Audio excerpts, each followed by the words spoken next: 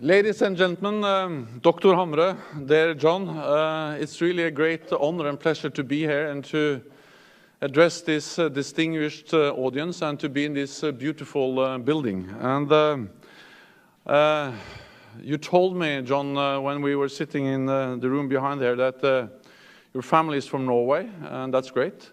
But you told me more than that. You told me that your family is from Voss and Granvin. And Voss and Granvin, that's perhaps the two most beautiful places in Norway at the west coast, at least Granvin. The only problem is that when I was Prime Minister, I was responsible for building a power line to Granvin. And that was one of the big what I say, conflicts I had during my time. So I've never been back in Granvin since I built the power line. But if you go together with me, I will dare go back to Granvin. And I also know that you are very proud of your Viking roots, and there are many reasons to be proud of that. In addition to that, you have received the Royal Norwegian Order of Merit, and that is the highest honor my country can bestow on foreign citizens. And combined with the fact that you, for many years, have worked so hard to develop the bonds and the cooperation between North America and Europe, the transatlantic bonds which are so vital for our security. I think the fact that you have these Viking roots and that you have the Royal Norwegian Order of Merit and your engagement here at the CBSN, all of that makes you a perfect host to a Norwegian NATO Secretary General to speak about our changed security environment. And what we as a transatlantic community need to do about the changing security environment we are facing. So we are at the turning point for Euro-Atlantic security. We face rising challenges. The very fabric of our security order is at stake, and we must be prepared for the long haul. And that is why we need to adapt. To the south, the challenges are complex and diverse. The Arab Spring has turned to brutal winter. Failed and weak states are fueling regional instability and sectarian strife. ISIL and other extremist groups spread terror and intolerance and inspired attacks from Paris to Texas. And people move in large numbers, many to flee and others to fight. NATO is playing its part in addressing these challenges in the Middle East and in North Africa. And I am ready to set out what we are doing in greater detail during our discussion. But let me, in my opening remarks, not address the challenges we see to the south, but focus on the challenges we are facing coming from the east. And then I promise to answer questions related to the south afterwards. The challenges we see coming from the south are clear, and they are coming from a resurgent Russia. Russia's illegal and illegitimate annexation of Crimea and its continued destabilization of Ukraine have brought armed conflict back to Europe. This conflict has already cost over 6,000 lives. There are continuous ceasefire violations, and heavy fighting could flare up at any moment. That is why I fully support the efforts of the United States, as well as Germany and France, to find a political solution to the crisis in Ukraine. The path to peace is the full implementation of the Minsk agreements. So I urge all parties to take that path. Russia has a special responsibility. It supports the separatists in eastern Ukraine with training, weapons, and forces. And it maintains a large number of troops on Ukraine's border. But we cannot look at Russia's aggressive actions in Ukraine in isolation. They are part of a disturbing pattern of Russian behavior that goes well beyond Ukraine. And this pattern undermines key principles of European security: respect for borders, the independence of states, transparency and predictability of military activities, and a commitment to resolve differences through diplomacy, not force. First, let's look at respect for borders. The UN Charter and the Helsinki Final Act are clear. Russia actually helped to draft these documents and sign them, but it has broken its commitments. Crimea has been part of Ukraine since the country became independent, but Russia sent in troops without insignia, organized the so-called referendum, which met no international standard, and seized part of another country. President Putin even admitted publicly that Crimea's annexation had been planned in advance. After the Russia-Georgia war in 2008, Russia recognized two Georgian regions as independent states. It has taken almost full control over both and built fences between them and the rest of Georgia.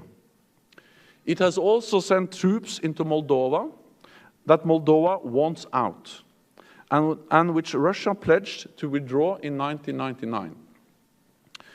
So Russia has been violating the territorial integrity of its neighbors for years and continue to do so.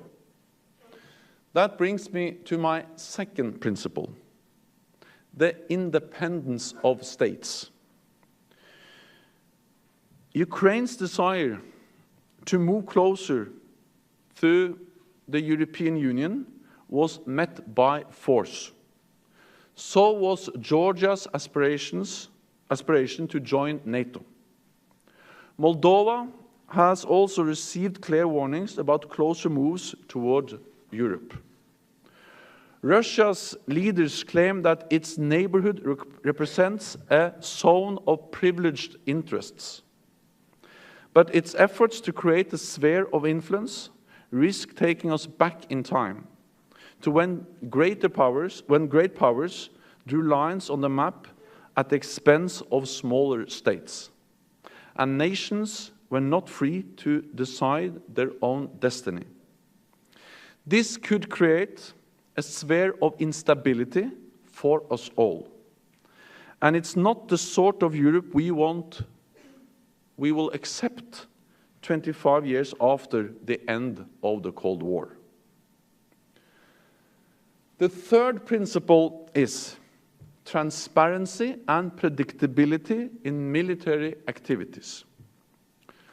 For decades, we built a stable European security system based on fewer forces, fewer weapons, and fewer large exercises, on more information sharing, and on arms control agreements to build trust and confidence across former dividing lines.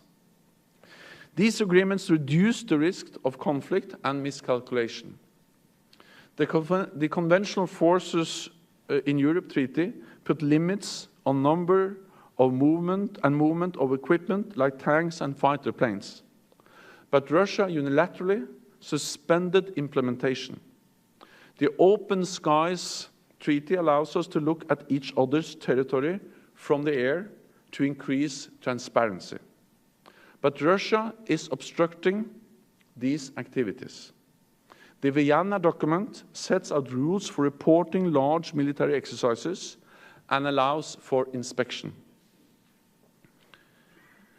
But Russia has found ways around it to avoid notifying the largest military exercises in the post-Cold War era. 3 of these SNAP exercises have included over 80,000 troops, moving over great distances and at great speed. One such SNAP exercise in February of last year was used to deploy forces to annex Crimea. Others masked support to separatists in eastern Ukraine and led to the buildup of forces on Ukraine's border. As I speak, Russia is conducting yet another SNAP exercise with 250 aircraft and 700 pieces of heavy equipment. NATO, on the other hand, strives to create transparency and predictability. Our largest exercise in 20 years will take place next fall in Italy, Portugal, and Spain. It was announced 1 year ago. It was not a SNAP exercise. International observers, including Russia, will have access to our exercise. And you can find the schedule of our planned exercises on NATO's website, because we have nothing to hide. Whereas Russia is doing all it can to minimize the transparency of what its forces are doing. And this brings me to my final principle: resolving differences through dialogue, not forces. Through the pattern I have described in Ukraine, in Georgia, and in Moldova, Russia has shown the will to use force or the threat of it to coerce its neighbors. And Russia's recent use of nuclear rhetoric, exercises, and operations are deeply troubling, as are concerns regarding its compliance with the International Nuclear Forces Treaty. President Putin's admission that he considered putting Russia's nuclear forces on alert while Russia was annexing Crimea is but one example. Russia has also significantly increased the scale, number, and range of proactive flights by nuclear-capable bombers across much of the globe. From Japan to Gibraltar, from Crete to California, and from the Baltic Sea to the Black Sea. Russian officials announced plans to base modern nuclear-capable missile systems in Kaliningrad, and they claim that Russia has the right to deploy nuclear forces to Crimea. This will fundamentally change the balance of security in Europe. We learned during the Cold War that when it comes to nuclear weapons, caution, predictability, and transparency are vital. Russia's nuclear saber-rattling is unjustified, destabilizing, and dangerous. All of this takes place against the background of Russia's significant rearmament program. Some of its new military systems were put on parade during this year's Victory Day celebration. And Russia is deploying many of its most modern systems and basing military units near NATO borders. Ladies and gentlemen, these are not random events. They form a bigger picture which is of great concern. Russia is a global actor that is asserting its military power, stirring up aggressive nationalism, claiming the right to impose its will on its neighbors, and grabbing land. We regret that Russia is taking this course, because when might becomes right, the consequences are grave. For 25 years, we have worked hard to include, not isolate, Russia.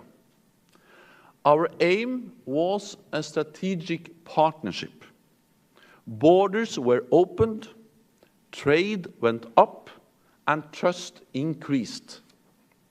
The G7 expanded to become the G8, and Russia was invited into the World Trade Organization. We created the NATO-Russia Council and offered to work together on missile defense. We cooperated in many years, from countering piracy and terrorism to helping Afghanistan. All of this benefited us and it benefited Russia. But today, the choices made by Moscow have taken our relations with Russia to their lowest point in decades. We are not back to the Cold War, but we are far from a strategic partnership. So we need to adapt to deal with the challenges that may be with us for a long time. This adaptation, we are doing it in 3 ways. Reinforcing our collective defense, reinforcing our deterrence and defense. Managing our relations with a resurgent Russia and supporting our European neighbors. First, strong defense. NATO's core task is collective defense. Our commitment to defend each other, enshrined in Article 5 of the Washington Treaty, is as strong and as relevant today as ever before. That is why we are implementing the biggest reinforcement of our collective defense since the end of the Cold War. We have increased our presence in the eastern part of Europe, in the air, on land, and at sea, boosting our air policing and beefing up our exercise programs. We are doubling the size of the NATO Response Force. Its centerpiece is the Spearhead Force, with lead elements ready to move in as little as 48 hours. 7 European allies have volunteered to lead the Spearhead Force over the coming years. And we are establishing new NATO command units across the eastern part of our alliance to make it easier for our forces to exercise, deploy, and reinforce. Yesterday, I thanked President Obama for his leadership and for America's quick and substantial contribution to reinforcing our collective defense. Through the $1 billion European Reassurance Initiative and Operation Atlantic Resolve. Everywhere I go across the alliance, I meet US servicemen and women. Their presence sends a clear signal. America stands with Europe, and European allies are in lockstep with the United States. This is transatlantic teamwork. But for all of us, there is more to do. Before the NATO summit in Warsaw next year and beyond, we are enhancing our cyber defenses and making clear that the cyber attack could trigger a collective response. We are actively developing how we deal with hybrid threats, including by working closely with the European Union. We are speeding up our decision-making, and we are deepening our intelligence sharing. We are carefully assessing the implications of what Russia is doing, including its nuclear activities. Keeping NATO strong does not come for free, so we must redouble our efforts to meet the defense investment pledge we made last year. To stop the cuts, and gradually increase spending to 2% of GDP and spend better, because we cannot take our security for granted. And this brings me to my second point. A strong NATO is not only our best protection, but it also provides us with the best foundation to manage our relationship with Russia. We do not seek confrontation with Russia, nor do we seek its isolation. We still aspire to a constructive relationship with Russia, because that would benefit the Euro-Atlantic security and the whole international order. But Russia has changed, and we must adapt. In doing so, we will not change who we are. We are sticking to our principles and to our international commitments. We are committed to preserving European security, institutions, and agreements. We will remain transparent and predictable. We will continue to respond to disinformation with information, not propaganda. And we will keep the channels of communication open with Russia, both military to military and diplomatic. Because there is no contradiction in strengthening our collective defense and staying open for dialogue. A vigilant dialogue where actions speak louder than words. And in this dialogue, we will firmly uphold the sovereignty and the territorial integrity of all European countries. And this brings me to my third and final point: supporting our partners in Europe. It is in our interest as a transatlantic community to have neighbors that are stable and independent. That is why NATO is working with Georgia, Moldova, and Ukraine to help them to carry out reforms and build strong institutions. These nations are not buffer zones. They are independent, sovereign states. They have the right to choose their own path, and we will continue to help them on that path. Because if our neighbors are more stable, we are more secure. Ladies and gentlemen, for decades, as a transatlantic community, we have kept our peoples safe. We have erased divisions in Europe. We built a rules-based order which benefits us all. But as our challenges increase, we must adapt to ensure our security, to protect the values of our open and democratic societies, and to support our partners. This requires continued commitment and solidarity. The world is changing, and we are changing. But one thing that will not change is our determination to stay and stand united. Thank you.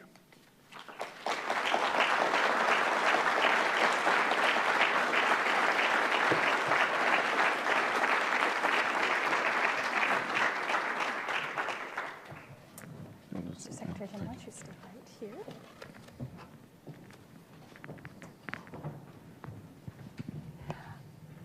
Thank you. Secretary General Stoltenberg. That was a clear, concise message that is urgently needed. I thank you for that. And good morning, everyone. We're delighted that you could join us. My name is Heather Conley. I'm Senior Vice President for Europe, Eurasia, and Arctic here at the Center. And what a privilege it is to have this, I believe, your first public address as Secretary General here in Washington, I believe. Maybe. That's true. That's true? Yeah. That's exciting. Yeah. We're awfully glad you're here. What we thought we'd do for the next 30 minutes or so is take you up on your kind offer to ask questions, particularly on Russia, but moving to some of the challenges we see to NATO's south. But if I might, I'd like to ask you a few questions. In fact, I think the most challenging part of my job was trying to limit my questions. There's so much we could cover. After we have a few moments here, then we welcome our audience, and I know a CSIS audience, they ask very tough questions. So we look forward to turning to you to engage in a conversation. Secretary General Stoltenberg, you've been in the job for about 6 months. Maybe a little bit longer, starting after the NATO summit in Newport. And you offered a very frank assessment of Russia's military exercises. I'd welcome your frank assessment of NATO's exercising, as we've seen, certainly not the scale. But could you offer some reflections on how NATO has been exercising? We haven't done this type of collective defense in quite a long time. What are your reflections? What are you seeing as you're hearing the reports back from our exercises? Every nation has the right to exercise its forces. That goes for NATO allies, and of course also for Russia. So my point is not to argue against exercises. If you have forces, you have to exercise them. That's obvious. The challenge is that Russia is conducting the exercises in ways which are undermining transparency and predictability, and especially the SNAP exercises. Because as I stated in my speech, they have used these SNAP exercises as a disguise for annexing part of another country, annexing Crimea. And they have used SNAP exercises as a way to mass troops on the borders of Ukraine, and also to send troops into eastern Ukraine to support the separatists. So they're actually using the SNAP exercises as a way to disguise aggressive actions. And by doing so, and also by having all these exercises without notification, without any warning, they are decreasing predictability and increasing uncertainty.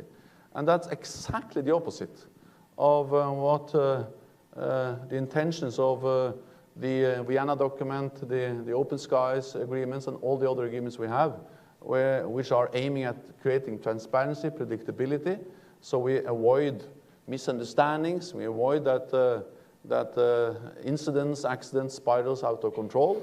And that's the reason why we are, from the NATO side, transparent, predictable.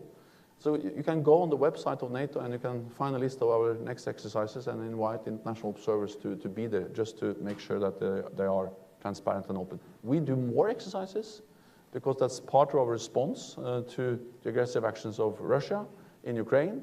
And we will do even more exercises as part of the reinforcement of our collective defense. But we will do it in a transparent and predictable way to avoid that exercises are creating problems in themselves. 2 follow-up questions. Is it best to return Russia to the documents that they've signed, whether that's Open Skies, CFE, or do we need something new? Some have suggested that we need a code of conduct immediately to try to get to this notification of exercises. We're increasingly concerned that Russian military aircraft have turned off transponders as they're flying into quite crowded civilian airspace over Northern Europe. How do we meet this immediate challenge? Do we need something now as a placeholder, as a code of conduct in the immediate future? An immediate step will be just to implement the agreements we already have. That's what I say, a very straightforward thing to do, and to fully respect Vienna documents and other documents we have related to exercises, military activity. Then, of course, we will always be open for looking into how we can develop these kind of agreements and documents. These are not NATO agreements. This is within the framework of the OSCE. But of course, all allies are taking part in these agreements in different ways. We have had a special focus on risks connected to increased air activity. Russia has increased its air activity by around 50%. That's also one of the reasons why we have increased air policing from the NATO side. We're intercepting many more Russian flights now than just a few years ago. And the European Aviation Security Agency, I think that's the correct name, at least the European agency, provided a report recently addressing the challenges related to the increased air activity, military air activity, and also the large number of flights of planes without the transponders. And there actually NATO was commended for the way we are doing and conducting our military flights. And it was stated that military flights without transponders poses a risk to civilian air traffic. So to turn on transponders and to do military flights in due regard to civilian air traffic is also something which can be done immediately. And it will, of course, increase transparency, predictability, and reduce the risk for international civilian air traffic. Secretary General, you painted a very stark picture of Russia's increasingly aggressive posture, the question of the nuclear issue. At last September's Newport summit, there was a series of actions that NATO has taken, Readiness Action Plan. You mentioned the Very High Readiness Task Force and a variety of other issues. As we look forward to next year's Warsaw Summit in July, you mentioned we're in this for the long haul.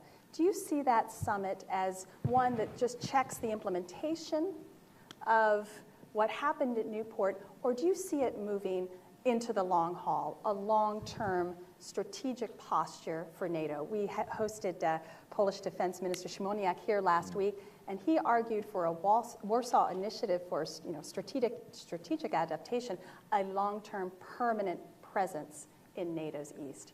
What are your thoughts as you look towards a year in advance of the next NATO summit? So we are facing a fundamentally changed security environment, and therefore we have to adapt to this fundamentally new environment.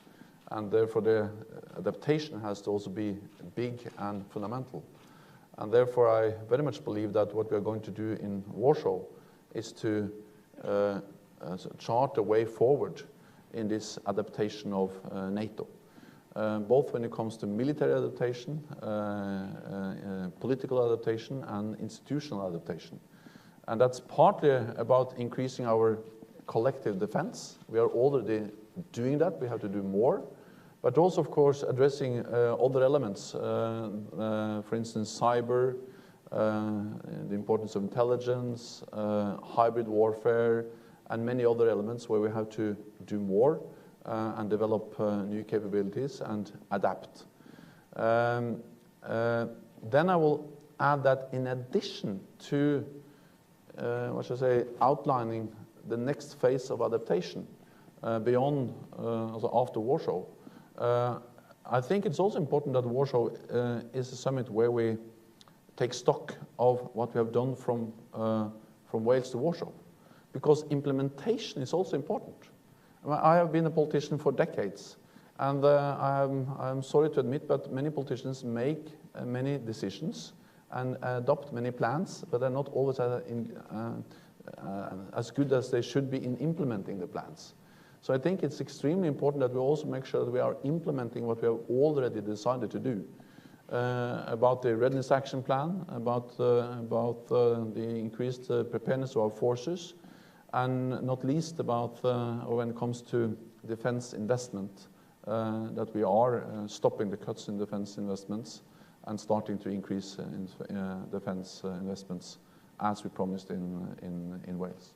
Just a quick follow-up question on the speed of deployability. I think it was Estonian President Ilves who mentioned that there's a bit of a time gap as Russia puts forward its forces much closer to the Baltic states' borders. The Spearhead force has a 48-hour deployment. You know, it could be something of a much faster speed, potentially, using hybrid tactics. Are you concerned about timing and how fast NATO can deploy in case, worst case scenario, that it needed to respond to a border crossing? So preparedness and readiness is key, and that's the reason why we have increased preparedness and readiness. I also welcome what the Baltic countries are doing themselves. Yes. So I'm coming from Norway, and of course, we live also in decades. We felt safe during the Cold War, and we feel safe today not because we have also NATO troops based in Norway, but because we believe in deterrence. We believe that NATO troops, US will be there if needed. And of course then this is the combination of our ability to reinforce, but also of course the importance of national forces being the first responders. And I welcome therefore that also the Baltic countries, Poland, are now increasing their own investments in defense. We will establish a persistent presence in the way that we will establish the NATO command units in the 6 Eastern allied countries, the 3 Baltic countries, Poland, Romania, and Bulgaria. And that is something new. I think it's important. It's not very big command and control units, but there will be a NATO presence there. It will be important for planning, for exercises, but it will also make reinforcement easier. So national presence, increased preparedness and readiness, also improving our ability to reinforce. But in addition to that, we have what we call the reassurance measures. So we have already increased also NATO presence in the eastern part of the alliance, with more air policing, with more troops on the ground, and more presence in the Baltic and the Black Sea. So it's the whole combination that provides the deterrence, which is so important for NATO. One last question before I turn our audience and open the floor for questions. Another aspect of managing our relations with Russia is about NATO's enlargement agenda. And I can't let you go unless I ask a question about enlargement. I think it was in 2012, then Secretary Clinton had argued after the Chicago NATO summit that this would be the last summit where enlargement would not be discussed. Well, we've had another summit at Newport. The enlargement question was not tackled. As we head towards Warsaw, I'd love your thoughts on the open door. Obviously not just for Georgia and Ukraine, a very divisive issue within the alliance, but today's Finland's coalition platform suggests that even Finland's keeping its options open for NATO membership, Montenegro. Is there really a path forward in the open door policy for NATO? The open door policy has been a historic success. It has contributed to stability, to democracy in Europe, and of course a combination of also the enlargement of NATO and the enlargement of the European Union has really transformed Europe in a very good way. I think it's important to underline the fundamental principle that every nation has its sovereign right to decide its own path, including what kind of security arrangements it wants to be part of. This is enshrined in the many documents, including the Helsinki Final Act, and it's something which also Russia has signed to. The consequence of that is that whether another country is going to become member of NATO or not is something which is going to be decided by that aspirant country and 28 allies, no one else. No one else has the right to try to veto or to deny a sovereign country to join an alliance or to choose the path it wants. We have decided that we'll make decisions on Montenegro by the end of this year. So this will be a key issue at the foreign ministerial meeting of NATO at the end of 2015. And then also I'm reluctant to speculate about the Swedes and the Finns. They are neighbors of Norway, and if I say anything about that, I think it will only create, what I say, it will not contribute in any positive way. Yeah. So, okay. They have to decide whether they apply, and then we will assess any application from them in the exact way, same way as we assess any other application. Thank you, Secretary General. Okay, you've been warmed up. We're ready to unleash the audience. We have about 15 minutes. If it's okay, can we bundle a few questions, and perhaps that will be most efficient. If you could please identify yourself and your affiliation. We have microphones passing around. Sometimes you have to speak very directly into those microphones. It can be a little hard to hear. And so why don't we start in the back? I see a question way in the back there. Just wait for that microphone, please. Thank you. Thank you, Mr. Stoltenberg. My name is Mariam Darsashvili. I'm a fellow at National Endowment for Democracy. First of all, I should recall that I had pleasure to meeting you a few years ago in Oslo and Utøya, while I was a young activist of Social Democrats in Georgia. Well, now my question, I applied with this question for the NATO Defense College Fellowship, but I was denied, and I have a hope now that you would help me to find an answer. Find an answer for this question. Well, NATO reshaped its security architecture after the collapse of the Soviet Union, and enlargement helped the organization to maintain its strength. And well, my question is regarding Georgia and upcoming Warsaw Summit. Would you think that Georgia would make another step towards membership? I mean, membership action plan, or if not, what would you say would be for Georgia? Like, what would Georgia benefit from long-term partnership versus membership? Thank you. This would be a good time to ask you for internships, I bet. It's the Eric Babrik. Eric, right there. Thank you. Eric Babrik from the McCain Institute. Thank you for your words, Secretary General. I wanted to see if I could push you a little bit on the issue of Sweden and Finland. Obviously, we've had a lot of developments taking place since the Wales Summit with enhanced partnership and MOU on host nation support. How do you see this relationship going forward as a partnership?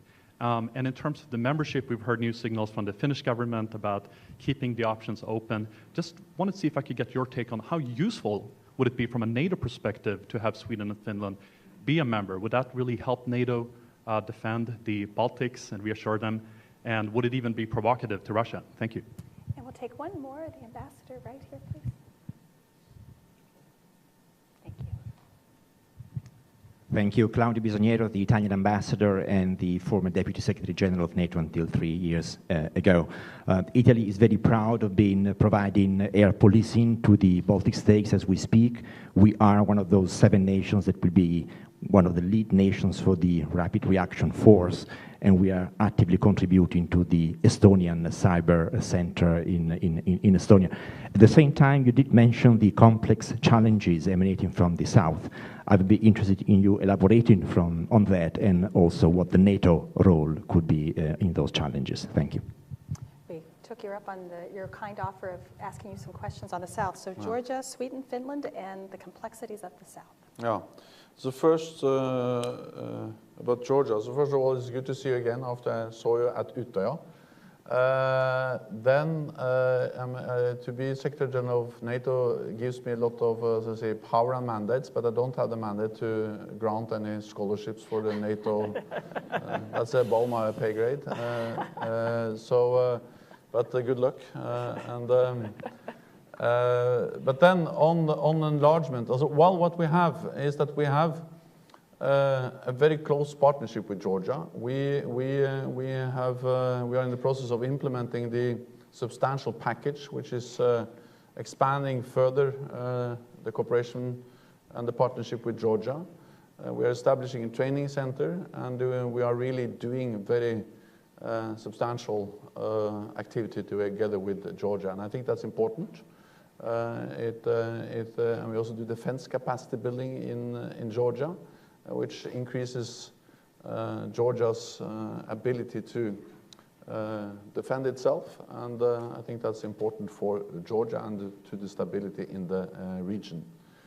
But when it comes to membership, I think I have nothing more to say than what has been stated again and again. And I was at the summit in Bucharest in 2008, where we made the decisions related to Georgia. Those decisions are restated as late as at our summit in Wales last year.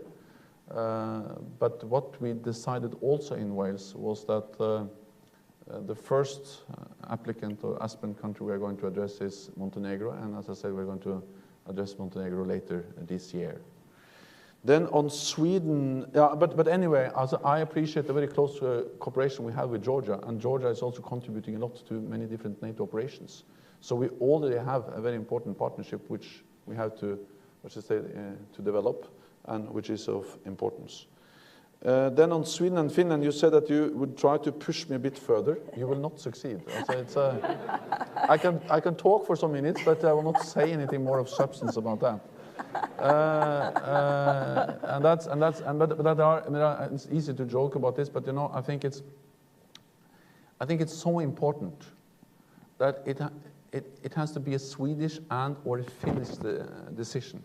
I think that everything I say about the advantages and the disadvantages and how different things can affect the debates within Sweden and Finland can only be misused and misunderstood.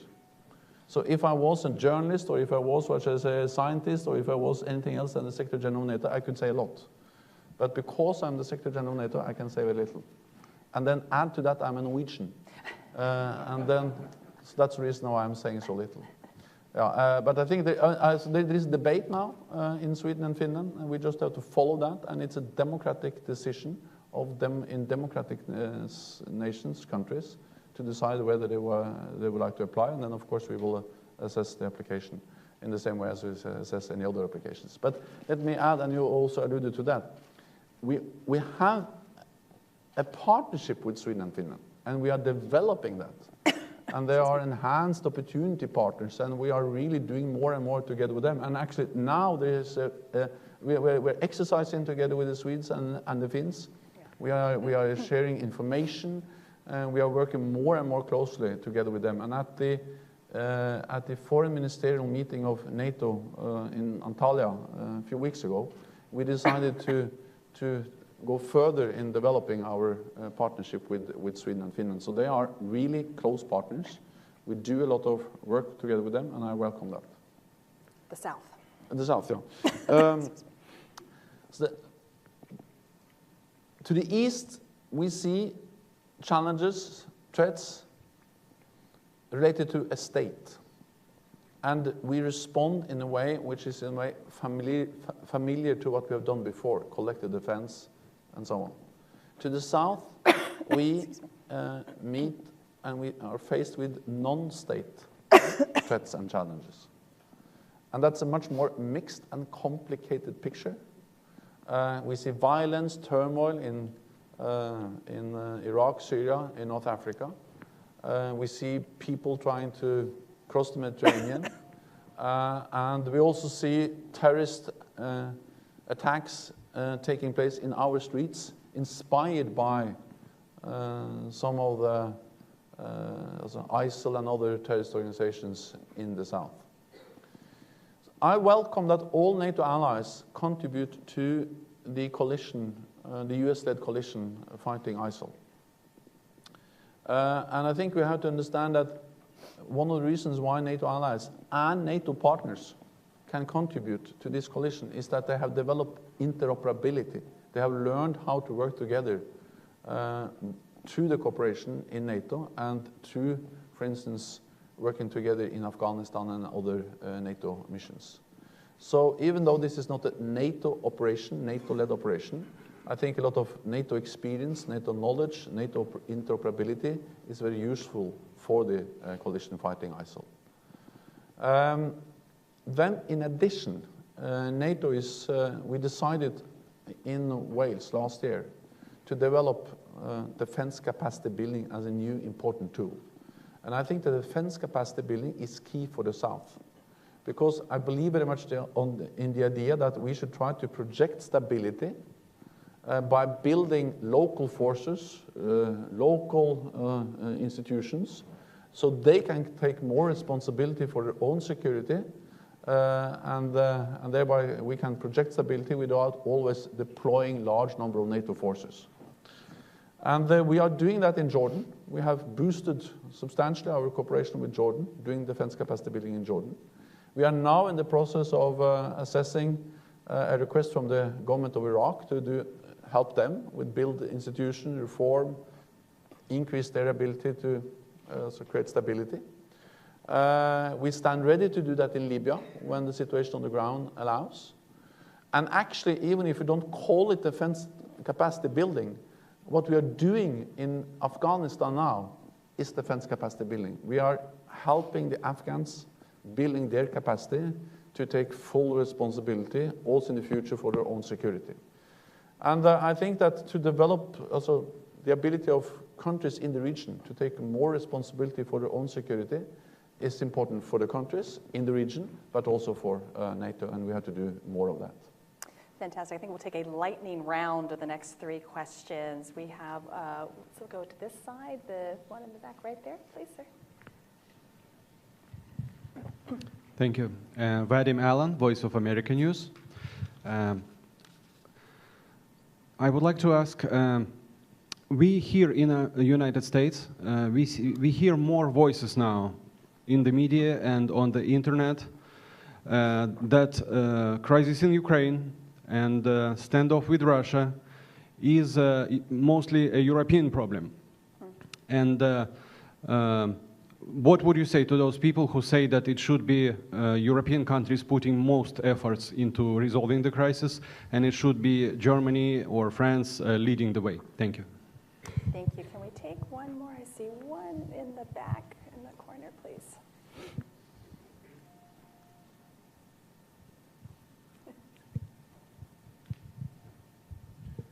So good morning. My name's Paul Tennant. I'm a British exchange officer here in DC. There was a fascinating exercise here last year in CSIS which considered a Russia scenario. And one of the most interesting things was an interaction with the audience in which there was almost no agreement on what constituted a breach of Article 5. I wonder if you could talk a little bit about the challenge of defining the threshold at which Article 5 is breached, particularly in a domain like cyber, and also maybe speak slightly to dealing with an adversary who determinedly stays below that threshold. Fantastic question. I think with time, I'm going to have you respond to those 2 questions. First, about Ukraine. Ukraine is in Europe, but of course it's a problem or a crisis which affects not only European countries, because when international law is violated, it undermines the whole idea of a world order which is based on rules. So of course it's important for the global order when international law is violated in the way we have seen in Ukraine and when it comes to the annexation of the illegal annexation of Crimea. Europeans are in lead when it comes to trying to find a solution because France and Germany in particular, but also all the European countries are really in lead. But of course it's great to also have the United States taking part in the efforts, and the United States is doing that. Canada is providing support for Ukraine, and the whole NATO alliance is providing both strong political and practical support to Ukraine. In addition, several NATO allies provide, for instance, training and direct support to Ukraine. So I think this is a European challenge, but it's also a global challenge. And it's a challenge which NATO as an alliance, a transatlantic alliance, is addressing. Then when it comes to Article 5, the important thing is that NATO stands ready to protect and defend all allies against any threat. And when it comes to, for instance, cyber, I think the important thing we did so last year was to decide that also a cyber attack can trigger Article 5, collective defense, because we regard cyber as potentially as dangerous as a conventional attack, and therefore we are developing our capabilities to respond, partly to detect who is behind, Our main responsibility is to defend our own NATO networks. We are developing teams, capabilities. We are doing more exercises. I recently visited a cyber defense exercise. So we are increasing our readiness to do cyber defense. But we are also assisting and helping allies in developing their own capabilities to do cyber defense. And as always, every situation, every attack is unique. But I think we all can just trust and rely that NATO will respond in a proportionate way if and when needed, whatever kind of attack we are which are launched against us. I think the one thing we learned from that particular simulation that we did here was that political leaders need to exercise how they make those decisions when they are below threshold levels. It actually has to be practiced and understood because attribution will never be perfect. And when political will is perhaps not there, it's really leaders sitting around the table exploring, well, what would that mean? What would we need? What is the intelligence required? And I think that is one area where we see NATO's political leadership could gain some value in practicing how that decision-making process works. So first of all, I very much believe in exercises. Second, I believe in the importance of exercising also political leaders. Yeah. Third, I think we have to trust political leaders because we have elected them. Related to that, I think, is that we have never in NATO said that if X happens, then Y will be our response. So at some stage, you have to prepare your strategies, your planning, you have to exercise, you have to imagine different scenarios. But at the end, it will be a decision taken by political leaders how to respond. Therefore, we need the capabilities, we need the capacity to respond, we need to exercise. I mean, you have to understand that cyber is also a real threat. But to have we can never have a specific list exactly how we are going to respond to every possible and impossible threat because it's the world and the future is too complex. So as long as we have the capacities, the capabilities, and we have exercised it, then we have to trust that our political leaders are able to take the right decisions, even when we have lost elections. Well, and that is a very positive note to end on. Secretary General Stoltenberg, thank you so much for your clarity of message, and we look forward to watching how NATO evolves in the next year on the road to our next summit in Warsaw in July of next year. Please join me in thanking Secretary General Stoltenberg. Ladies and gentlemen, Dr. Hamre, dear John, it's really a great honor and pleasure to be here and to address this distinguished audience and to be in this beautiful building. And you told me, John, when we were sitting in the room behind there that your family is from Norway, and that's great. But you told me more than that. You told me that your family is from Voss and Granvin. And Voss and Granvin, that's perhaps the two most beautiful places in Norway at the west coast, at least Granvin. The only problem is that when I was Prime Minister, I was responsible for building a power line to Granvin. And that was one of the big, conflicts I had during my time. So I've never been back in Granvin since I built the power line. But if you go together with me, I will dare go back to Granvin. And I also know that you are very proud of your Viking roots, and there are many reasons to be proud of that. In addition to that, you have received the Royal Norwegian Order of Merit, and that is the highest honor my country can bestow on foreign citizens. And combined with the fact that you, for many, many years, have worked so hard to develop the bonds and the cooperation between North America and Europe, the transatlantic bonds which are so wide-ranging, with training, weapons and forces. And it maintains a large number of troops on Ukraine's border. But we cannot look at Russia's aggressive actions in Ukraine in isolation. They are part of a disturbing pattern of Russian behavior that goes well beyond Ukraine. And this pattern undermines key principles of European security: respect for borders, the independence of states, transparency and predictability of military activities, and a commitment to resolve differences through diplomacy, not force. First, let's look at respect for borders. The UN Charter and the Helsinki Final Act are clear. Russia actually helped to draft these documents and sign them, but it has broken its commitments. Crimea has been part of Ukraine since the country became independent, but Russia sent in troops without insignia, organized the so-called referendum, which met no international standard, and seized part of another country.